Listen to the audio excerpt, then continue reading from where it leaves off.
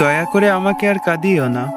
আমার জীবনে এমনিতেই কষ্টের অভাব নেই। পারিবারিক সমস্যাগুলো প্রতিদিন আমাকে ভেতর থেকে একটু একটু করে শেষ করে দিচ্ছে।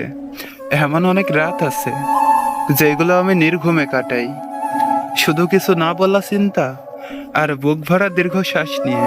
তাই আর নতুন করে কোনো কষ্ট দিও না।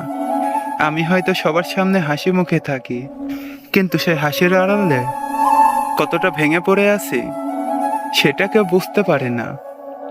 সবাই ভাবে আমি ভালো আছি, অথচ প্রতিদিন নিজের সঙ্গে লড়াই করে বেঁচে থাকি।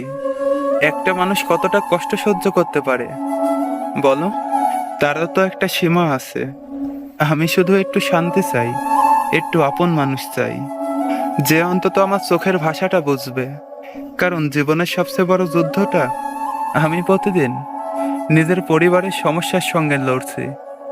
তাই দয়া করে আমাকে আর কাঁদিও না, কারণ আমার চোখের জল ফেলার জন্য জীবন আমাকে এমনিতেই যথেষ্ট কারণ দিয়ে রেখেছে।